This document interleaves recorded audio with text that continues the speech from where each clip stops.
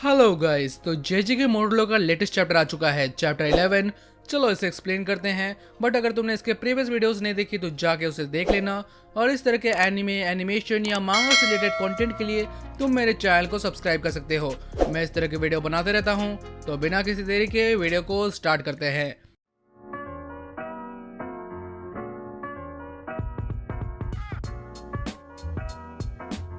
तो last chapter में हमने देखा कि हमारे ओजी जेजे के कैरेक्टर वापस आ रहे हैं, जिसमें हमने यूजी के कुछ ग्लिम्स देखे। और फिर हमने देखा सुमेरियंस की वोटिंग को, जहां इन्होंने डिसाइड किया कि ये ह्यूमंस के साथ मिलजुल कर रहने वाले हैं। अब इसी को लेकर के इनका एक कल्चरल एक्सचेंज पार्टी होने वाली है। और इस चैप्टर में हम इसी को देख पाते हैं, जहां चैप्टर के स्टार्टिंग में हम पहले उसामे और मीनो के बीच कुछ बातचीत को देखते हैं, जहां इनको पता चल गया है कि जो सुमेरियंस की जो स्पेसशिप है वो कर्स एनर्जी से बनी है। बट ये 100% कर्स एनर्जी है कि नहीं, ये नहीं पता। हमें पता है कि जो जापानीज लोग हैं वो अपनी कर्स एनर्जी से इनडायरेक्टली कर्स स्पिरिट्स को बना देते हैं।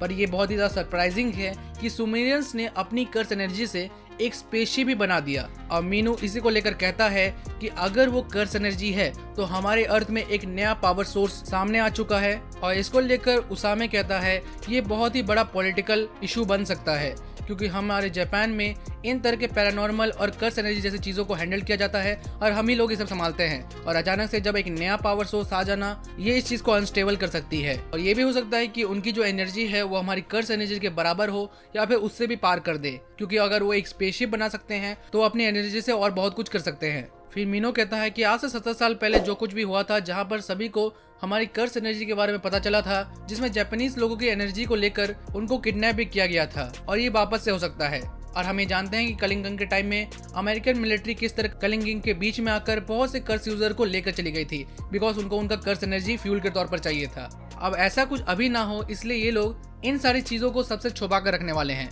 मीनू कहता है उसामे से कि क्या अभी सही में करने वाले हैं। तो उसामे कहता है कि अभी हमारा सबसे ज्यादा इंपॉर्टेंट काम है कि सुमेरियंस और ह्यूमंस के बीच का रिलेशन अच्छा करना, और इसीलिए हमारा ध्यान हमें उसी पर रखना चाहिए। मीनू कहता है ये तो एक पॉलिटिकल मैरिज जैसा हो गया। उसामे कहता है कि अगर हम उनके लिए कुछ भी अच्छा कर सके तो हो सकता है कि हम उनका विश्वास जीत लें, जिससे हम लोगों का रिलेशन और भी ज्यादा अच्छा हो जाए। और मैं फिर से बता दूं कि उसामे इतना कुछ क्यों कर रहा है, क्योंकि वो नहीं चाहता कि सुमेरियंस के साथ ह्यूमंस का कोई वॉर हो जाए, क्योंकि ये कहीं से भी अच्छा नहीं है। फिर अचानक से मीनू को कोई फोन करता है और हम देखते हैं यूका को। यूका कहती है कि हम लोगों ने डिसाइड कर लिया है, और वो कहती है कि हम करने वाले हैं ताकोयाकी पार्टी। और इसको सुनकर उसामे कहता है तो ये तो बहुत अच्छी बात है, इसके लिए हमें बहुत ही अच्छा ऑक्टोपस चाहिए होगा। और कहता है कि तुम लोग अच्छी तरह से तैयारी करो। और नेक्स्ट पैनल में हम एक बीच का एरिया देख पाते हैं, जहाँ पर हम इस आदमी को देख पाते हैं। और यहाँ पर सुजुकी और मारू ऑक्टोपस लेने के लिए आए हैं, जहाँ पर ये आदमी पूछता है कि तुम्हें पता है कि ऑक्टोपस के कितने पैर होते हैं। तो ये लोग कहते हैं 8, लेकिन ये आदमी कहता है नहीं नहीं, सिर्फ 1 लेग होते हैं, और उसे कहा जाता है मोनोकोर ऑक्टोपस, और वो बहुत ही रेयर होता है।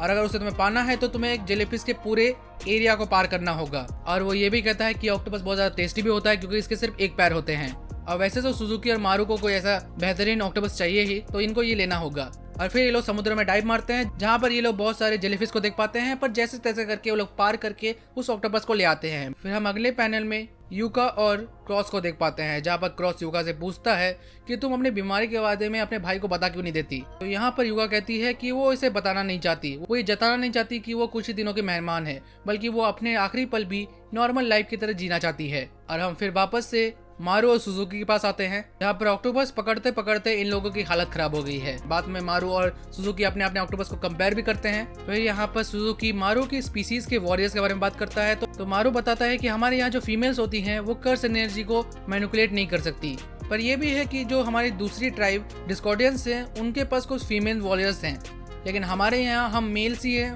जो कर्स एनर्जी को यूज करते हैं या फिर कुछ ऐसे काम करते हैं। फिर मारू बताता है कि कल्याण जो हमारे पूज्य गॉड हैं, उन्होंने हमें ये पावर दी थी जिससे हम वुमेन्स और बच्चों को प्रोटेक्ट कर सकें, इसलिए उनका मेन काम घर को संभालना और बच्चे पैदा करना होता है। और ये सुनने के बाद सुजुकी कहता है कि तुम्हारी बात सुनकर तो मेरे को पुराने टाइम की याद आ गई, एक ऐसी दुनिया जहाँ पर सिर्फ मैन पावर को ये प्राथमिकता दी जाती है। पर यहाँ पर मारू कहता है कि नहीं, ऐसी बात नहीं है, ऐसा जरूरी नहीं है कि जिसके पास पावर हो वही सब कुछ करे। तुम जाबुलामा को देख सकते हो, जिसके पास लड़ने की पावर तो नहीं है, पर वो हमारे लिए बहुत ज्यादा इंपॉर्टेंट है।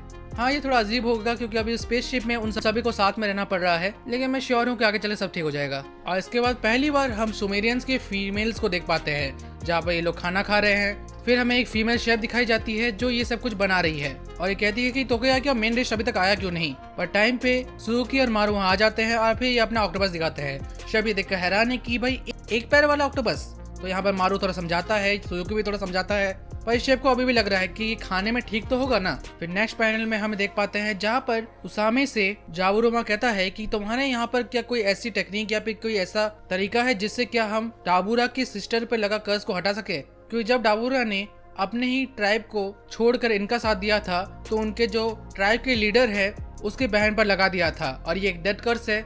लेकिन अब ये इनसे बहुत ज्यादा दूर है, इसीलिए उसका असर इसकी बहन पर नहीं हो रहा, लेकिन इसका खतरा अभी भी बना हुआ है। और इसको हटाने का सिर्फ 2 ही तरीका है, या तो डाबूरा वापस से इनके ट्राइब में आ जाए या फिर उसका जो लीडर है वो मर जाए। तो ये चाहते हैं कि इसको जल्दी से जल्दी हटा दिया जाए। तो इसे सुनने के बाद मीनू सोचता है कि तो ये बहुत अच्छा तरीका है, इससे हम उन लोगों का विश्वास भी जीत पाएंगे। तो यहाँ पर उसामे कहता है कि हाँ, हमारे पास एक ऐसा टूल है जो अफ्रीका में है जिसे ब्लैक रोप कहा जाता है, और ये वही रोप है जिसको मिगेल ने गोजो के खिलाफ यूज किया था, फिर गोजो ने इसे खत्म कर दिया था। लेकिन ये लोग उसको कैसे ढूंढेंगे ये देखना पड़ेगा। और इसीलिए उसामे ये भी कहता है कि वो रोप बहुत ज्यादा रेयर है तो हमें थोड़ा टाइम लगेगा। तो डाबूरा कहता है कि मुझे तुम पर विश्वास है। तो उसामे कहता है कि हाँ, मैं अपनी पूरी कोशिश करूंगा। लेकिन डाबूरा जैसे ही वहां से निकलने लगता है, अचानक से ये शेफ उसके सामने आ जाती है और इस शेफ डाबूरा को देखकर फ्लैट हो जाती है। वो शर्माने लगती है क्योंकि उसने मेकअप भी नहीं किया। जहाँ पर उसामे डाबूरा के थर्ड आई को नोटिस करता है।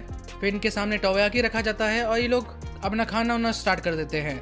फिर हमें वापस से स्पेसशिप में दिखाया जाता है जहाँ पर हमें ये बंदा जिसका नाम उसूकी है, इसको बाकी के लोग कह रहे हैं कि तुमने कल्चरल पार्टी क्यों मिस कर दिया। तो ये कहता है कि नहीं, मेरे को नहीं करना था। तभी हम अचानक से एक एल्डर को देख पाते हैं जहाँ पर ये लोग बाकी इसको संभालते हैं और उसके थर्ड आई से आंसू निकल रहा है। ये लोग समझ नहीं पाते कि क्या हुआ, लेकिन फिर ये आदमी कहता है कि नहीं, वो लोग बहुत खतरनाक है, वो जापानीज लोग बहुत ज़्यादा खतरनाक है, उन्होंने हमारे कैरियन को मारा है। और इतना कहकर ये चैप्टर खत्म हो जाता है। तो ये थी वीडियो। अगर तुम्हें वीडियो देखने में मजा आया है तो वीडियो को लाइक करो, चैनल को सब्सक्राइब करो, इस तरह के कंटेंट के लिए बने रहो। मैं मिलता हूँ तुम्हें किसी अगली वीडियो में, तब तक के लिए बाय।